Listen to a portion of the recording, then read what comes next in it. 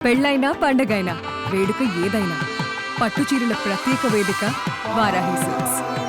So ఇప్పుడు తెలుగు రాష్ట్రాల్లోనే సంచలనంగా మారినటువంటి ఐబొమ్మ నిర్వాహకుడు ఇమ్మడి రవి అరెస్టుతో అనేక విషయాలు వెలుగులోకి వస్తున్నాయి. పోలీసులు చెప్తున్నటువంటి అనేక విషయాలన్నీ కూడా ఇప్పుడు సంచలనంగా మారాయి. దాదాపుగా ఇప్పటి వరకు 21,000 సినిమాలను పైరసీ చేశారని, కోట్ల రూపాయలను సినిమాకి సంబంధించినటువంటి అమౌంట్ను కొల్లగొట్టారంటూ కూడా నేరుగా సిపి సజ్జనార్ ప్రెస్ మీట్ పెట్టి, అలాగే సినిమా రంగానికి సంబంధించినటువంటి అనేక మంది ముఖ్యులు కూడా ఇప్పుడు ఈ ప్రెస్ మీట్లో అనేక విషయాలను వెల్లడించారు. నిజంగా ఐబొమ్మ రవి ఎలాంటి వ్యక్తి?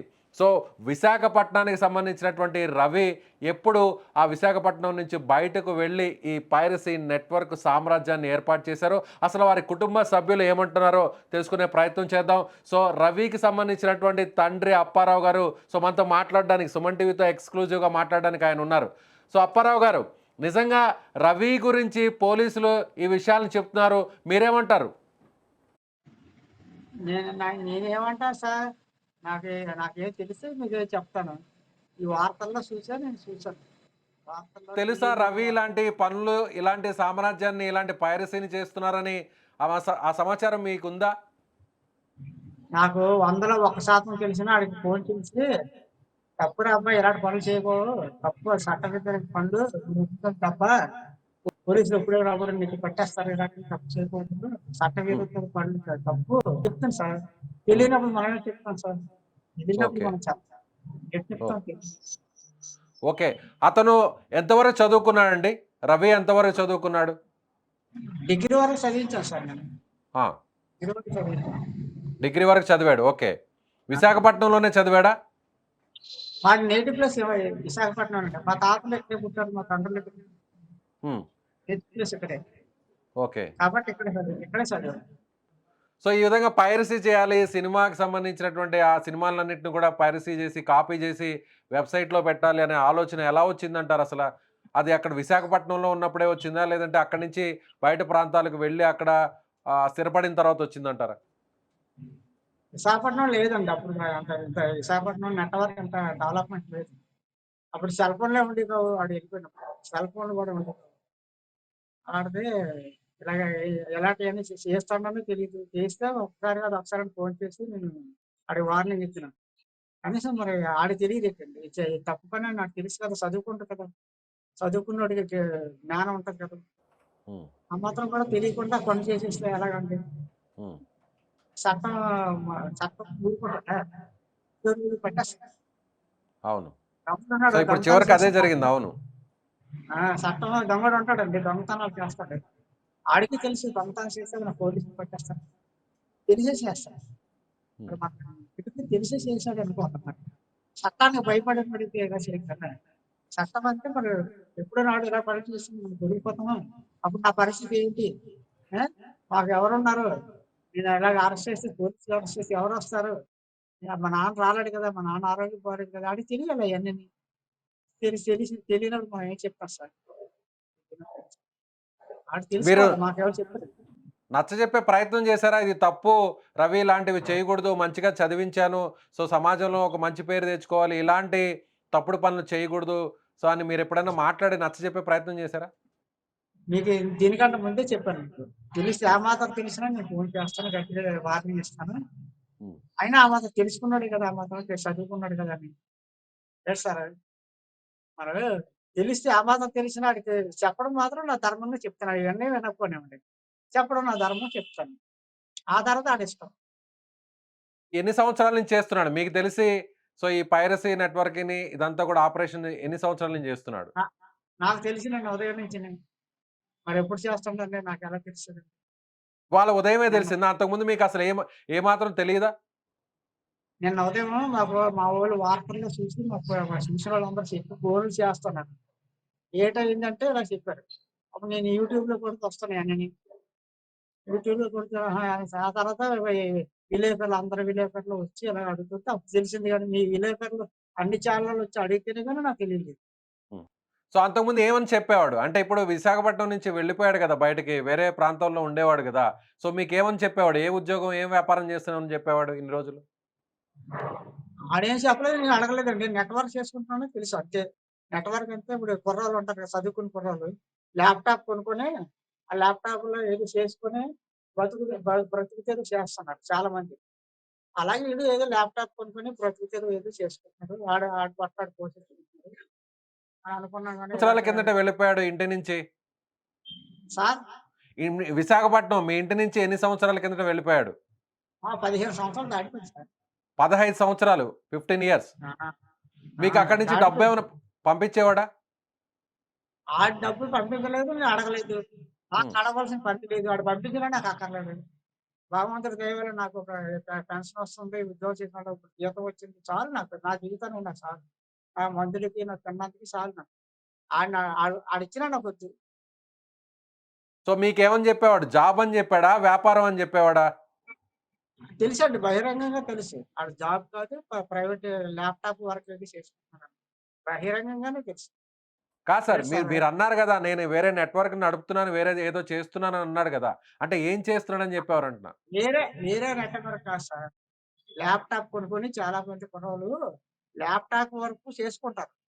అలాగే ఈడు గూడా ఏదో చేసుకొని ల్యాప్‌టాప్‌తో పని చేసుకొని బతుకుతున్నాడు అనుకున్నాం గానీ, ల్యాప్‌టాప్‌లో ఇలాంటి అడ్డదారులు చేస్తున్నాను తెలదు కదా! హ్మ్. సో, ఈ 15 సంవత్సరాల కాలంలో ఎప్పుడు రాలేదా విశాఖపట్నానికి? మీ ఇంటికి తిరిగి రాలేదా? వస్తాడండి. వచ్చేవాడు కదా! వచ్చేవాడు, ఎళ్ళేవాడు. కొన్నాళ్ళు ఇక్కడ ఉన్నాడు. హ్మ్.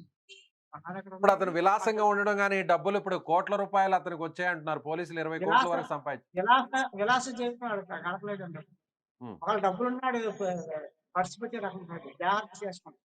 హ్మ్. ఎప్పుడైనా పిల్లలకిస్తే దాచుకుంటాడు గానీ ఖర్చు పెట్టుకుంటుంటారు పిల్లలు. ఆ పిల్లలు పొదుపు పిల్లలు చదివే ఖర్చు పెట్టుకునే పిల్లలు కాదు. మా పిల్లని దెబ్బలాడేవాడు. ఎందుకే అలా డబ్బులు అడుగుతున్నావు? దాసుకో సో, మరి వివాహాన్ని ఎవరు చేశారు? మీరే చేసారా పెళ్లి? సో, 5 సంవత్సరాల కిందటే విడిపోయారంటున్నారు. మీ కోడలు విడిపోయింది. విడాకులు తీసుకుంది అంటున్నారు. సో, మీరే చేసారా వివాహమంతా? ఎళ్లి నేను పిల్లల సంబంధాలు చూసాను సార్. నేను చూసిన లేడీ ఫోటో కూడా చూసాడు కాదు. వద్దు నాకు నచ్చలేదని ఫోటో చూడకుండానే. అంటే ఆ తర్వాత సరే మరి నేనేం ఫోటో కూడా చూడకపోతే నేను ఏం చేస్తాను అనేసాను. ఆ తర్వాత హైదరాబాద్‌లో ఎవరో అమ్మాయి పరిచయం అయిందట. ఆ అమ్మాయి నాకు ఇష్టపడదు పెళ్లి చేసేయనన్నాను. సరే అయితే అనేసి అప్పుడు మా పెద్దోళ్ళు తీసుకొనెళ్ళి పిల్లని వెళ్ళాము. నిశ్చితార్థం చేసి వచ్చాము. తర్వాత మళ్ళీ పెళ్ళికప్పుడు ముహూర్తాలు ఆల్రెడీ ముహూర్తాలు పెట్టి వచ్చేసారు. ఇచ్చేసారు చెప్పారు. ఆ టైంకి మళ్ళా మా పెద్దల్ని తీసుకొనెళ్ళి మా మామయ్య, మా నాన్నమ్మ, మా అన్నయ్య, మా వదిన ఇలాంటి వాళ్ళని తీసుకొనెళ్ళి ఆహ్, పెళ్లి చేసి పెళ్లికెళ్ళి పెళ్లి చేయకుండా వచ్చేసాం. హ్మ్. సో, విడిపోయిన విషయం చెప్పారా? మీకు చెప్పారా? ఆ తర్వాత విడిపోయిన సంగతి చెప్పారా? విడిపోయామని లేదు. దెబ్బలాడుకుంటున్నారని మా కోడలు ఫోన్ చేసింది. "ఇలాగ ఉన్నాదండి మావయ్య గారు దెబ్బలాడుకుంటున్నాం. మీరు రండి ఒకసారి" నాకు రావడానికి కళ్ళు ఆపరేషన్ అమ్మా మీకు తెలుసు కదా! ఒక్కడిని ఒకసారి చేశారు కదా! గ్యాప్ ఇచ్చి. మందులు వాడుతున్నాను, నాకు తిండి లేదు అవన్నీ వివరాలు మీకు తెలుసు కదా! నేను రాలేను. మీకేదైనా కావాలంటే మీకు ఫోన్‌లోనే చెప్తాను. ఒకవేళ అక్కడికొచ్చినా అదే చెప్పాలి నేను. నేను మరి నన్ను బాధ పెట్టడం తప్ప ఏం లేదు. కావాలంటే చెప్తాను. వచ్చి చెప్పితే నువ్వు ఇనవు, ఆడు ఇనవు. మీరిద్దరు ఏదో సమస్యలు గొడవలొచ్చాయనుకోండి. మీరు సర్దుకోండి, మాట్లాడుకోండి. ఏదో సమస్యలొస్తాయి. సమస్యలు మీరు తీర్చుకోవాలి గానీ అలాగా పెద్దది చేసుకోకండి. పిల్లొకటుంది. ఆ పిల్ల లైఫ్ పాడైపోద్ది అని చెప్పాను. పాప ఉందండి మాకు మనవరాలు. పాపుంది. సో, మీకు మనవరాలుంది. సో, రవి వాళ్ళ ఫ్యామిలీకి వాళ్ళిద్దరికీ పాప కూడా పుట్టింది. ఆ పాప వయసు ఆ! ఎంతండి ఇప్పుడు? చాలా చక్కగా ఉంటుందండి. ఆగస్టు 15వ తేదీ 2018లో పట్టింది. ఓకే. 7 సంవత్సరాల వయసు పాపకి. ఇప్పుడు పాప ఎవరి దగ్గరుంటుంది? మీ కోడలు దగ్గరుంటుందా? లేదంటే మీ అబ్బాయి దగ్గరుంటుందా? మా కోడల దగ్గరే ఉంటుందండి. ఇప్పుడు పాపకి డబ్బులు పంపించేవాడు. సో, ఇతని పాపకి వాళ్ళ వైఫ్‌కి కూడా విడిపోయినా కూడా డబ్బులు పంపించేవాడు. మరి ఆయా వివరాలు తెలుస్తాను. సో, ఇప్పుడు అతను ఆళ్ళ భార్య గారు పంపించాడేమో మరి వద్దని ఎలా అంటాం? ఆళ్ళ భార్య గారు పంపిస్తాడు. వాళ్ళు వెళ్ళిపోయినప్పుడు మరి వీళ్ళెక్కడుండేవాళ్ళు? మీ మీ కోడలు, కొడుకు ఎక్కడుండేవాళ్ళు? హైదరాబాద్‌లో ఉండే హైదరాబాద్ సార్. హైదరాబాద్. ఓకే. ఇప్పుడు పోలీసులు ఎలా పట్టుకున్నారు? విశాఖపట్నం వచ్చిన తర్వాత పట్టుకున్నారా? సో, ఏ కారణంతో అతను విశాఖపట్నంకొచ్చారిప్పుడు? ఎక్కడ పట్టుకున్నారో తెలీదు సార్. వార్తల్లో చూడడమే సార్. నాకు అంతగా నాకేం తెలీదండి. వార్తల్లో చూడడమే ఎక్కడ పట్టుకున్నారో ఏంటనేది వార్తల్లో చూడడం తప్ప, మీకు తెలిసినంత కూడా నాకు తెలీదు. దీన్ని కూడా మీలాంటి అనుమానం వార్తలు రాలేదు మీకు. మీకెప్పుడూ అనుమానం రాలేదు. అనుమానం ఎందుకొస్తది సార్? ఇలాంటి హ్మ్. పనులు చేస్తాడనుకుంటామా? లేకపోతే ఏంటి? మనకు అలా ఆ ఆ ఆలోచనే రాలేదు. హ్మ్. బ్రెయిన్‌లో కూడా రాలేదు ఆ ఆలోచన. ఓకే. చదువుకునేటప్పుడు ఎలా ఉండేవాడు? చదువుకునేటప్పుడు మీరు డిగ్రీ బాగా చదివించారంటున్నారు కదా! బాగానే ఉన్నాడు సార్. ఎళ్ళేవాడు, స్కూలుకెళ్ళేవాడు, కాలేజీకెళ్ళేవాడు, టైంకొచ్చేవాడు, టైంకెళ్ళేవాడు. మన డ్యూటీ మనం చేసేవాడు. ఆడి డ్యూటీ ఆడు చేసుకున్నాడు. నేను ఇప్పుడు ఏ తాగుతాడో అప్పుడే అప్పుడు అప్పుడే సినిమాలను చూసేవాడా? సో, చదువుకునే టైంలో సినిమాలు చూడడం గాని, ఆ ల్యాప్‌టాప్‌లో మూవీస్ ఆడొక్కడో చూడడం. ఆడొక్కడో ఇప్పుడు సినిమాకెళ్ళలేదు. ఎళ్తా అన్నా పంపించం. ఎందుకంటే ఒకడిని పిల్లోడిని ఎలా పంపిస్తాం? మేము నలుగురమే ఎళ్ళారు. మా పిల్లలు, నేను, మా ఆవిడ అందరం కలిసే సినిమాకెళ్ళేవారు. బస్సు వెళ్ళేవారు. సినిమా చూసారు. మళ్ళీ బస్సెక్కొచ్చేసారు. సో, మీరు ఈ డిగ్రీ చదివించారంటున్నారు గదా! ఏ డిగ్రీ? ఏం చదివాడు అతను? డిగ్రీ ఏంటది? మొత్తానికి ఆ కోర్సులో నాకు తెలదు. హ్మ్. నేను డబ్బులివ్వడం వరకే నా పని. ఆళ్ళు పలానంత అయింది నాన్న అంటే అంత. అదే స్కూలుకెళ్ళడం, ఫీజులు కట్టేయడం అంతవరకే. ఆళ్ళకి చెప్పినంత ఎడ్యుకేషన్ నాకు లేదు. చదివేటప్పుడే ఆ డిగ్రీ చదివేటప్పుడే ల్యాప్‌టాప్స్ లాంటియేమన్నా తన రూమ్‌లో అప్పుడే సెపరేట్‌గా అప్పటికేమో లేవండి. అప్పటికేమో లేవు. అంతా ఏముంది. ల్యాప్‌టాప్‌లో ఏంటప్పుడు? మామూలు చదువుకున్నోడికి ల్యాప్‌టాప్‌లేంటి సార్? అతను సెపరేట్‌గా ఉండేవాడా? ఒక సెపరేట్ గది లాంటిది ఉండేదా చదువుకునే టైంలో? లేదంటే అందరితో పాటు ఉండేవాడా మీ ఇంట్లోనే? అలా అంత సీన్ లేదు సార్. మాకున్నది ఒక ఇల్లు. వేరే గది ఆడికి వచ్చేసి మేమందరం ఎక్కడుంటాం? వంట ఎక్కడ చేసుకుంటాం? మేమందరం అక్కడ పడుకుంటాం. ఆడికి ఆ! కోటీసులు లాంటి వేరే గదిలో ఉండడం. హ్మ్. సో, మీరే ఉద్యోగం చేసేవాళ్ళు? రిటైర్డ్ అయ్యారంటున్నారు. మీరు ఒక రిటైర్డ్ ఎంప్లాయీ అంటున్నారు. మీరే ఉద్యోగం చేసేవాళ్ళు? బీఎస్ఎన్ఎల్‌లో లైన్‌మాన్ చేశాను. BSNL lineman. ఓకే. మీకెంత జీతం వచ్చేదండి? మీకిప్పుడు పెన్షన్ ఎంతొస్తుందిప్పుడు? పెన్షన్ 30,000 వస్తుంది సార్. సో, ఇప్పుడు అప్పారావు గారు నిజంగా అతను మీకు తెలిసి అంటే చదువుకునే టైంలో ఇలాంటి కార్యకలాపాలకు పాల్పడేవాడు. ఇలాంటి పైరసీ సినిమాలను డౌన్‌లోడ్ చేయడం అలాంటివి చేసేవాడు కాదంటారు. అంటే మీ ఇంటి నుంచి బయటకు వెళ్ళిన తర్వాత ఉద్యోగం, వ్యాపారం అని పేరు చెప్పి బయటకు వెళ్ళిన తర్వాతే ఇవన్నీ అలవరుచుకున్నాడు. అంతేనా? అప్పటికి ల్యాప్‌టాప్‌లు లేవు, సెల్ ఫోన్‌లు లేవు సార్. ఏమి లేవు. ల్యాండ్ ఫోన్ ఒకటే. ఇంకేమి లేవు. ల్యాప్‌టాప్‌లు లేవు, సెల్ ఫోన్‌లు లేవు. ఎప్పుడైనా మీ దగ్గరకొచ్చినప్పుడు విశాఖపట్నంకొచ్చినప్పుడు ఎవరితో అన్నా ఫోన్‌లో మాట్లాడడం, లేదంటే ల్యాప్‌టాప్స్‌లో రెగ్యులర్‌గా వర్క్ చేసుకోవడం, అలా కొన్ని రోజులు మీ ఇంట్లో ఉండేవాడంటున్నారు గదా! వచ్చి. ఉండేవాడండి. ఉండేవాడు. ఆ! ఉండేవాడు. ఆడేదో ల్యాప్‌టాప్‌లో పని చేసుకుంటాడు. రాదు ఒప్పుకుంటా. టైంకి అన్నం వండిస్తే తినేసేవాడు. మా పిల్ల ఉండేది. మా పిల్ల వంట చేసేది. మా అల్లుడు ఇక్కడ పెళ్ళయిందంటే ఉన్నాడు మొన్నటి వరకు. మా మనవరాలు మా అమ్మాయికో పాప, మా అబ్బాయికో పాప. అందరూ ఇక్కడే ఉన్నారు. సో, పోలీసులు అందరూ వచ్చి ఇలా మొత్తం ఈ సినిమా రంగానికి సంబంధించిన వేల కోట్లను మీ అబ్బాయే కొల్లగొట్టేసేవాడు. ప్రతి సినిమాని సో, పైరసీ జేసేవాడు. 21,000 సినిమాల్ని ఈ విధంగా పైరసీ జేశాడు. దాదాపు 20,00,00,000 వరకు సంపాదిచ్చాడు. ఇలా చెప్తుంటే ఒక తండ్రిగా మీకు ఎలా అనిపిచ్చిందండి? నిజంగా ఒక మంచి భవిష్యత్తులో ఉంటారనుకున్న వ్యక్తి ఇప్పుడు ఇలా మారిపోయి పోలీసుల అదుపులో ఉండడం ఏమనిపిస్తుంది? ఈ విలేకరులందరూ ఇలాగ అడిగితే నాకే ఆశ్చర్యంగా ఉంది సార్. వేలు కోట్లని తెలవొస్తాయి సార్. ఎన్నాళ్ళు కష్టపడితే ఓ రూ. 1,00,000 వస్తాయి. ఎన్నాళ్ళు కష్టపడితే ఓ రూ. 1,00,00,000 ఎలా కష్టపడతాం? ఎంత కష్టపడి పొద్దుల్లా కష్టపడితే ఆ తినడానికే వస్తది. లేబరోళ్ళకైతే. అలాగా మనం ఎంత పెద్ద ఆఫీసర్ ఏమైనా మా బిఎస్ఎన్ఎల్‌కి జీఎంనండి నేనేమన్నా. నేను లైన్‌మన్‌ని. కొంచెం మనకు సరిపోయినట్టు ఏదో గవర్నమెంట్ ఇస్తది. గవర్నమెంట్ పద్ధతిగా ఇస్తది. ఆ మీకు కాదు. పద్ధతిలో మీకు కాదు. మీకు కాదు. నేననేది అప్పారావు గారు. సో, మీరు మీ కొడుకు ఈ విధంగా చేసాడు. ఈ విధంగా వందల కోట్ల రూపాయలని ఈ విధంగా మోసం జేస్తున్నాడు. సో, సినిమా రంగానికంతా కూడా ఇబ్బంది పెడుతున్నాడు. కోట్ల రూపాయలు సంపాదిచ్చాడు. సో, ఒక రకంగా పెద్ద చీటర్, మోసగాడు అని చెప్తుంటే ఒక తండ్రిగా మీకేమనిపిస్తుంది? అంటే అతను మంచి ప్రయోజకుడు అవ్వాలని ఏ తండ్రైనా కోరుకుంటారు గదా! అవును సార్. నాకు 100లో 1% తెలిసినా నేను ఆడికి ఫోను చేసి హెచ్చరించేదాన్ని. మీరు నిన్న ఉదయం నాకు తెలిసిందంటే ఆడిని పోలీసులు అరెస్ట్ చేసిందని తెలిస్తే ఆడికి నేనే చెప్తానింకా అన్నీ అయిపోయిన తర్వాత. నేను చెప్పే అవకాశమే లేదు. నాకు నిన్న ఉదయం తెలిసింది. అందరూ చెప్పిన తర్వాత. నేను ఆడికి చెప్పలేదంటే ఎలాగనుకుంటారు. సో, మీకసలు ఏ మాత్రం తెలీదు. ఈ విధంగా చేస్తున్నాడనే ఆ! అసలు ఆ! ఎలాంటి ఇన్ఫర్మేషన్ లేదు. ఆ! ఏమి లేదు సార్. ఏదో హ్మ్. బతుకుతున్నాడు అంతే. ఏదో హ్మ్. వర్క్ చేసుకొని ఏదో ల్యాప్‌టాప్‌లో వర్క్ చేసుకొని బతుకుతున్నాడు. మా హై కోడలు మా కోడలు ఉద్యోగం చేస్తుంది. మంచి ఉద్యోగం. ఈడు బ్రతకలేను అన్నాడనుకోండి, మా కోడలు పోషిస్తదండి. మా కోడలతో మంచిగా ఉంటే మా కోడలు కొంచెం జీతం ఇద్దరు హ్యాపీగా బతకగలరు. ఇంకా బతకలేరనుకోండి నా దగ్గరికొచ్చేస్తే ఆ డబ్బులతోనే అందరూ బతుకుతాం. లేదు సార్. పెరుగన్నమైనా తిరిగి బతుకుతాం కదా! ఇలాంటి పనులు చేయదు.